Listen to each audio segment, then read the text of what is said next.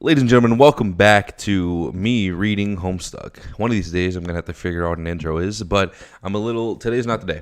All right, so I didn't even see a tweet or anything or an update about this update. I just sort of checked on a whim last night in bed, which was about 5 hours ago, and I saw that there was an update, and it was yesterday.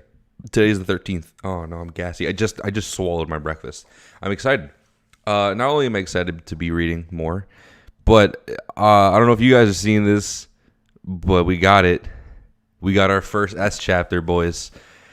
Oh, boy, I'm very scared to see what that's about. Let's jump right into Chapter 6, a conversation regarding relevance. Show content warnings? Uh-oh. A discussion of suicide. Okay, okay. Well, we're going to jump back into this shit from last time. Very, very fun. Oh, that's red text. That would be Dave, right? Space is vast. An unproductive statement, almost... We're starting off this way, huh? Almost a tautology. And although tautologies can be worthy thought exercises, they become virtually meaningless when it comes down to the actual transmission of information.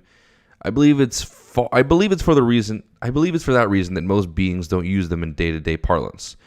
The lives of the many are far too volatile and instinct-driven to want to waste time with something that is already true.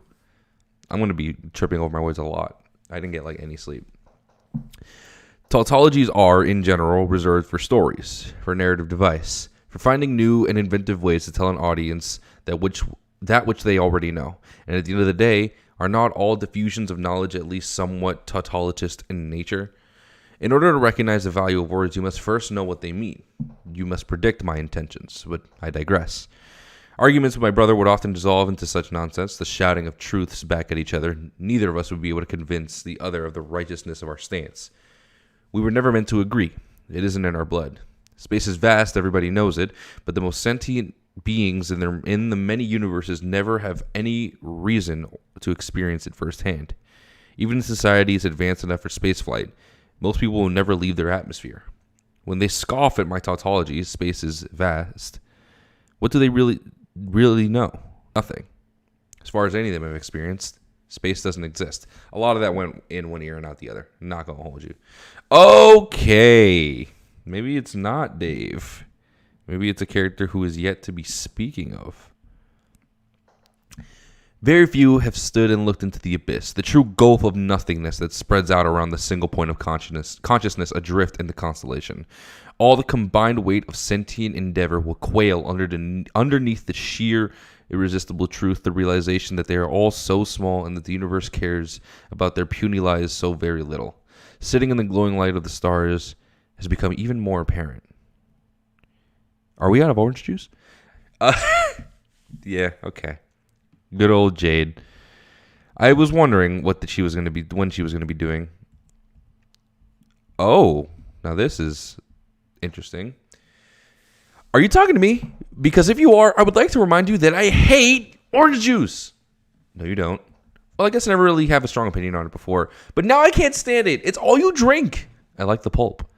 It's my body, and I don't want orange juice. I hate pulp, and it didn't just make that up to spite you. Who wants strings in their juice? I do. Ugh. I realize the Jade situation is less than ideal from the characterized perspective, but I still politely point out that nobody likes a whiner. Oh, fuck you, rude Calliope in my head. From a characterization standpoint, I think you're pedantic, annoying, and just a general huge drag to be around. Why don't you try being possessed by the spirit of some other version of a good friend of yours and float it around the spaceship full of people you love, unable to affect anything or say hello to anyone, and then tell me about whiners? I killed my brother and consumed him. Sounds like a you problem. I suggest to the witch that I've spent untold eons in the void between universes waiting for the moment that I would be needed to prevent the dissipation of reality as we know it. Her appeals to emotion will not help her. I remain unmoved. Well, I had to watch my boyfriend and my brother die in front of me in the tiny scaled version of the world that I shrunk for them. And then I spent 3 years talking to myself, racked with guilt that I'd killed them. Okay. Well, I guess we're immediately jumping into Calliope and Jade's past traumas. Like, holy shit. Drinking coffee off screen because it's very full and I don't want to pick it up. Remind the witch. Oh, the fuck! I remind the witch the time in which I remind the witch that my time was in the void, which is far darker and lonelier than a ship full of lizards, and I add that I was also eons, a length of time which is traditionally far longer than 3 years. I ask her to excuse my pettiness in pointing it out. You're a member of a species designed for long periods of isolations. I am a human, or at least I started out that way. Even if I had the powers of my first guardian, my brain still worked in the modules of human pattern recognition. 3 years is a long time for a human teenager. I don't care how many molecules are made of a god. I point out that this back and forth has become childish, and if... Oh my god! Stop narrating! Who are you even talking to? The audience, of course. The audience... Ugh. This is so annoying. I can't tell if you're being serious. Your voice is impossible to read, and I can't see your face. I don't think I want... Okay. Just about to say, I think I didn't want to see Calliope's face. Oh. Well, thanks. That's better. Of course. Yeah, Calliope's not looking good. Oh, she's not. All right. But these are the only two Void characters we know, right? Like, to my knowledge, I can't remember any other Void user. Cool. All right, well, let's just keep moving on. It's probably not that important. Put the fucking orange juice down, Jade. You're right. You're right that I'm being silly, and I didn't mean to start a fight over who suffered more. Clearly, you have been through a lot more than I could possibly imagine. You're the same Callie who talked to me and Jane when we were unconscious back in the game, right? There's just a lot of everybody running around, and I guess I haven't been keeping the internal tally that I should have. Yes, that's correct. But I think it's very natural to think to be silly. But I think it's a very natural thing to be silly when you are used to being able to control your own body, but now you can't. Holy shit. I will allow that, yes. So I will stop yelling at you, but I reserve the right to start yelling again in the future if I have a good reason. Okay? That seems fair. Jade looks at me in the face. Jade looks at me with the face I have looked at in the mirror the last few months aboard this vessel without a name. No one can decide whether it can be called what it should be called, possibly due to the comical nature of its construction. For a while, there was an ongoing list of ideas hanging in the common room, but it quickly devolved into a cluster of more and more obscure memes. One day, the night tore it into a fit of pique. Don't ask me to tell you which night. You know which one. Jade, yeah, thank you. Carcat. Jade smiles. Dave and Carcat will always be a source of pain for her, a low ache somewhere in the center of gravity. But she's happy for them. She knows that there really is no other alternative for how to be. They chose each other over her, and they always will.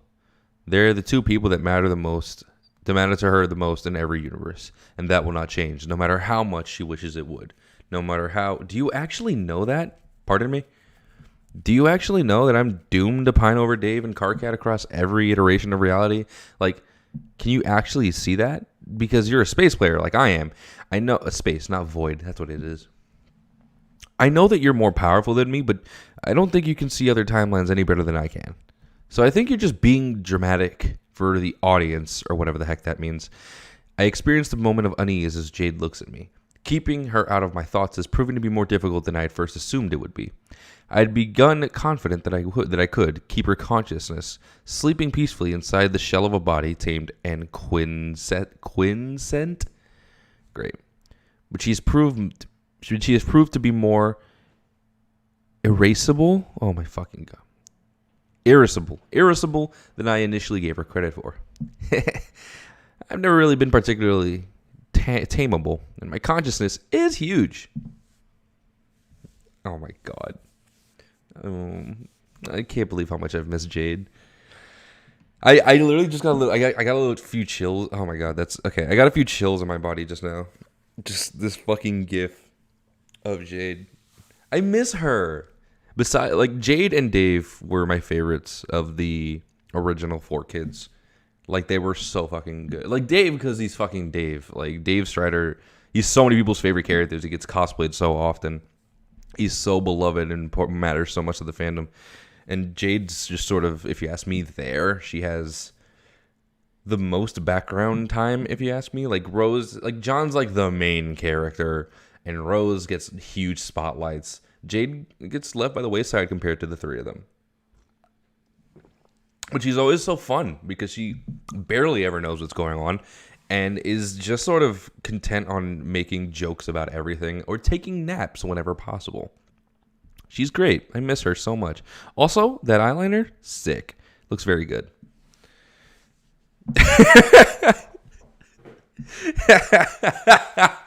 Okay. I'm gonna make that the thumbnail for this episode. I'm gonna save that now.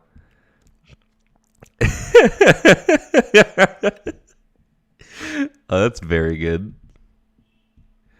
No, I fucked it up. I realized the other time that I'm using a window capture, so you actually can't see me doing what I do to get the images off the website directly, because I can't just save the image raw. They're all GIFs. All right, let's keep going. Basically, what I do is I use this snipping tool on my Windows laptop and snip the image out and make it transparent later. I know that there's 3 people upstairs. Oops. I know that there's 3 people upstairs, and I don't want them interrupting me. So I'm cautious of every sound. What the fuck was that? I'm cautious of every sound I hear right now. All right, we good? We good. You're a pretty tough crowd, Evil Callie. But yes, I can hear most of what you were thinking to yourself. It took just a little while to separate it from my own thoughts, just like I did with Dirk. Because that's what he was doing the whole time, wasn't it? Controlling our thoughts, making us believe things we never would.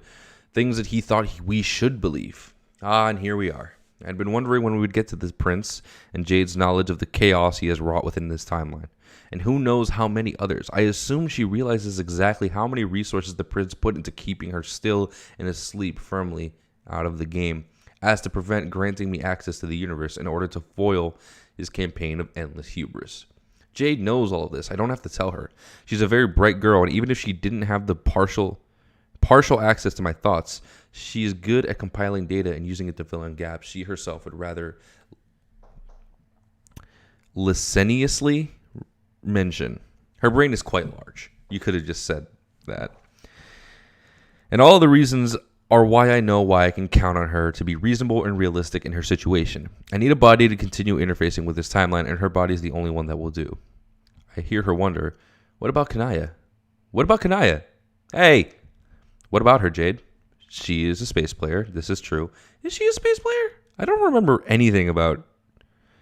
remember any details about Kanaya except the events of Game Over and her relationship with Rose. I'm gonna be real with you. It's really all that I truly remember. But her powers are nothing compared to yours. For one, she isn't a god tier, and for 2, she's dead. A living dead, but dead nonetheless. As a sylph's specializations lie on a different end of the spectrum from my own, a witch is far closer to the match. No, Jade understands and sympathizes with my assurance that her body and her body alone will do for my purposes. No, I don't. She does. After all, she would not wish for this sort of thing, this sort of being on anyone else, this sort of state of being on anyone else, and especially not one of her friends. Jade may have undergone a lopsided number of narrative hardships in her life, but at least she's used to them. Why spread that suffering to another? Jade understands and accepts her place in the story, which is why she's always been to enable events. I don't know why I was throwing enable and able into that sentence, which has always been able. What the fuck? Which has always been to enable events to play out around her just as it has been mine. Jesus fucking Christ. It took me so long to get through that one sentence. I love seeing Jade again, man. This is so cute. Oh, okay.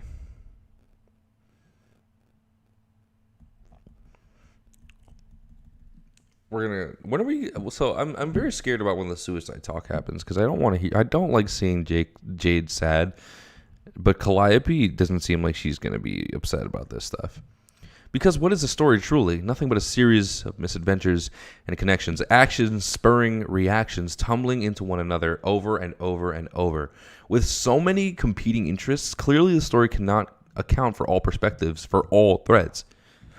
It would be laughable, childish, even selfish to demand that they do. In other words, not everyone will achieve a happy ending. This is the truth that Jade had come to grips with a long time ago. Wait, stop. Why are you saying all of this? Jake's body is my vessel. And though it's realization, and it is through this realization that she will understand her true role in the story, her true relevance. If I released my hold on her consciousness, there would be no guarantee that I would be allowed in again. Therefore, I cannot permit her the control of herself that she so desperately craves, and she understands that. Wait, so you could give me my body back, and then you could just hop in if you needed to? In theory, yes. Then what the hell, Callie? I don't trust you to cooperate when the time comes. Why not? I thought you said I was a reasonable girl with a huge brain. You are, to an extent. She is. But the truth of the matter remains that humans are capricious and emotional. And even Jade herself can admit that she isn't the most committed example of her species in the last few years. This is starting to get, inflammatory. What is that supposed to mean? Yeah, that's really mean, Calliope. Jesus fucking Christ. Moving. Okay. That's fucked up. You can't just say these things, Callie. That's your friend.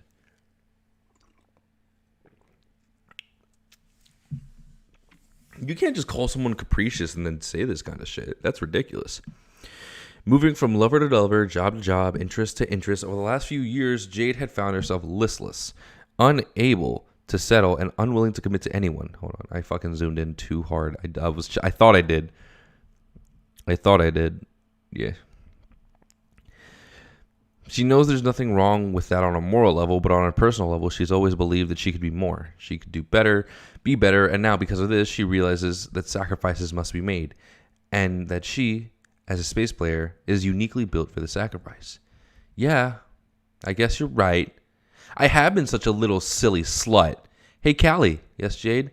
Oh my God, what's that? She points off into the distance. It's nothing, of course. There's nothing here besides the two of us. This space is utterly under my control. Jade could control it too if she had any access to her own powers, but with my grip around her cortex, there's no chance of that. I know there's nothing behind me. She's being silly. But I'm not Dirk Strider. I don't mind indulging the whims of silly girls. If it makes them feel better about their situation, there's nothing wrong with humoring. Uh-oh. Yeah, oops. Yeah, here we go. We're fighting over control of Jade's body. Actually, you know what? This might be the thumbnail. This looks so much nicer. But which one?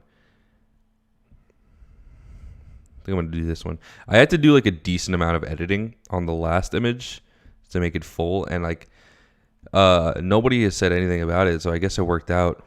But this one, I don't have to do shit. I can just use this raw. Hell yeah, bro. This one's also super good, but I feel like this one's a little more ambiguous. I feel like this one's a little more ambiguous. I'd like to keep it a little ambiguous. I don't want to spoil everything. And here I have made my first mistake. Up until this point, I have counted on my superior narrative power and class strength to keep her under my control, but bringing her into this place where we can both physically manifest has left me foolishly vulnerable. When you're dealing with an epically powerful space player and a former borderline omnipotent being, you forget that even with her powers stripped, she is still quite a formidable physical force. A young woman in the prime of her life, with a canine's instincts and a fierce desire to sink her teeth into something that she can tear apart. And right now, that something happens to be me. Her fingers tear at my throat, trying to find purchase. She won't be able to kill me here, but it is certainly unpleasant, and not to mention slightly repetitive. We just saw this in the previous chapter, although this particular fight will not end as amorously as the last one did, so don't get your hopes up. Who are you talking to? Me. She talking to me. Okay. This looks really cool. So because they're having a fight, the entire body is going into full spasm. Oh, that looks so good. I'm scared what this fight is, how this fight's going to end.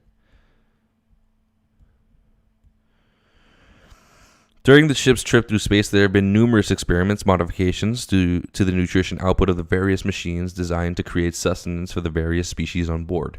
I myself have been content with orange juice and synthetic proteins, but Dave and Roxy have both expressed longing for various Earth snacks, so the trials and errors begin.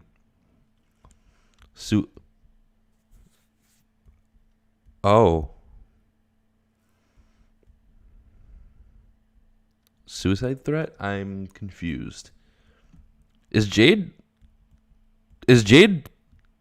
gonna kill herself for the sake of getting Calliope away? The results were mixed, as Roxy told us in a previous chapter. Alchemized food of all sorts tastes the same, although the visuals really help bring out about the flavor. And at the end of the day, isn't it the journey that is more important than the destinations, the stories that you tell to create the strangely flavored nutritional paste? Jade is equally confused as to why we're talking about this. So far, everyone's favorite attempt has been a vaguely peanut butter and chocolate covered creation called Reese's. Nobody eats them really. They just sit in a bowl on the counter. I'm not actually sure what the witch is trying to accomplish here. You don't? Really? Oh. I don't know what she's trying to accomplish, because surely she would not be doing what it is she appears to be doing, making such a meaningless threat. Meaningless? Do you know anything about the body you stole? Shouldn't you have run some sort of psychic physical before you possessed it? It's definitely what I would have. I'm very scared right now. Jade must know that I'm well aware of her family-wide peanut allergy, a story thread that's been extremely important and weighed in on in multiple parts of the narrative. How could I have forgotten such a key detail? But of course, Jade knows that. She's just being silly and dramatic. She knows that a suicide threat is utterly meaningless when made by a god. There's nothing remotely just or heroic about dying from a self-imposed anaphylactic shock at the throes of a childish tantrum. And the most I'll get is a relaxing few minutes of sleep. This is not cool, Callie. It's kind of like the attitude that Callie's presenting towards all this is fucked up, man. Do you really want to risk it?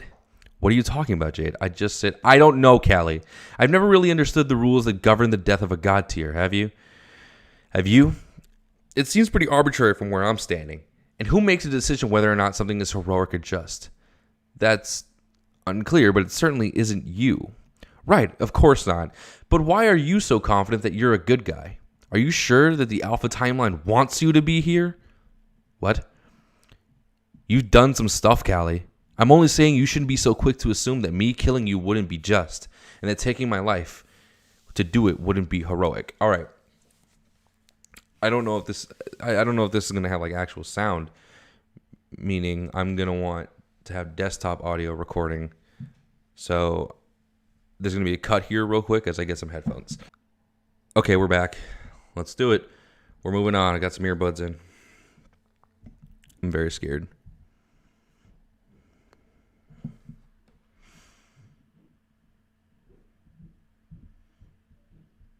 Is it starting? I think the page crashed on me? Hello? No, what's going on?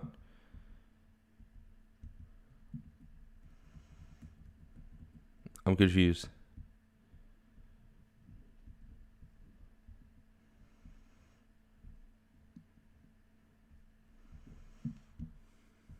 I'm very confused. What's going on?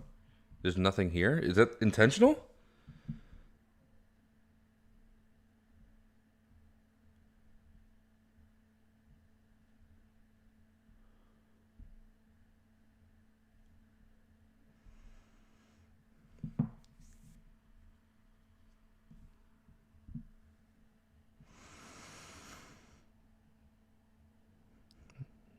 Is something going on? Okay. After some research, apparently, this page, if it doesn't work for you, you just need to update your browser or get a new browser. My browser is already the most up-to-date. I'm using Google Chrome, and it's not working. So fuck it. But I got someone to just explain what happens to me. It's very similar to that one page in base Homestuck with the clock that determines whether or not a death is just or heroic, with a tick-tock in synchronized. It's very similar to that, except without those fancy visuals. So we'll move on with that inference. And okay, good. The clock. Great. I don't let the witch manipulate me. I refuse to falter in the face of her whispers. Without my fucking table, it's wobbling like crazy. Oh no, that's a problem. I don't let the witch manipulate me. I refuse to falter in the face of her whispers. Without my careful planning and swift actions, the prince would have taken full control over this timeline, and none of my friends could even begin to imagine the turmoil. Oh boy. Jade in pure desperation is a little frightening. I'm not gonna lie. Thank you for sending me a notification anytime literally anything happens to the computer. I fucking hate it.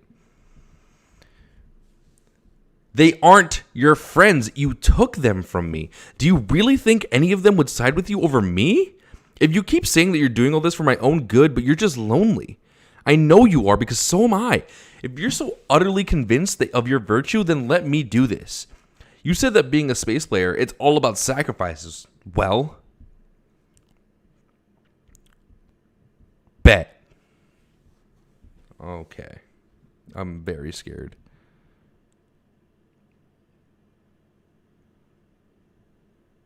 The recess is falling. She gave Jade back her body? She gave Jade back her body.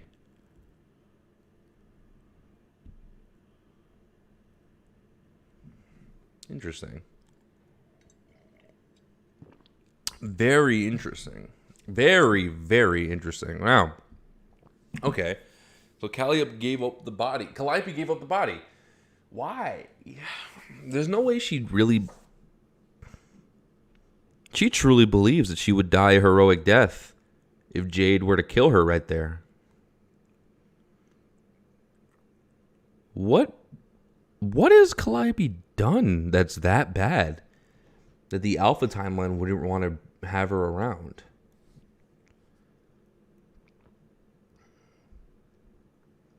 I don't. It's probably stuff in the epilogues, but like, even in the recaps, they don't really present very well what Calliope was doing most of that time. Huh. Well, either way, this is the first update of this month, meaning we're in two monthly update Homestuck now. We living in a good life, so I can't wait to see what that's about. I doubt we're gonna keep continuing on with this story.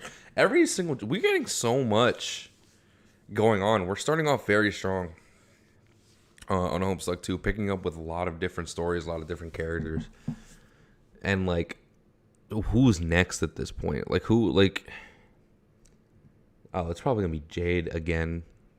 Not Jade. Crocker. What's her fucking Jade? Jake? What? No. I can't remember. I forgot her name. I forgot her fucking name. Crocker. Whatever. It's probably going to be her. I don't have a lot of thoughts about this one. A lot of that seemed very straightforward, but I wasn't expecting it. I'll tell you that much. Jade threatening suicide for the sake of getting Calliope out of her body and thinking that possibly Calliope is evil enough to die a heroic death because of it, or rather a just death.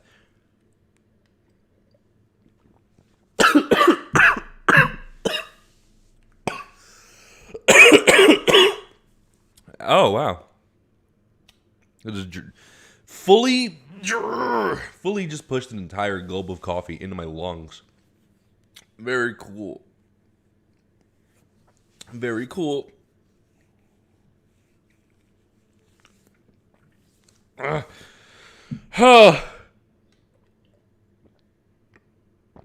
Okay. Feels better. Yeah. I don't know, man. Maybe it's because it's early and like I slept for 4 hours. But I don't know. I'm gonna have to process this a little more. I'm gonna see y'all later in the month for the next episode of this. This has been JP. Please don't die until my next video comes out.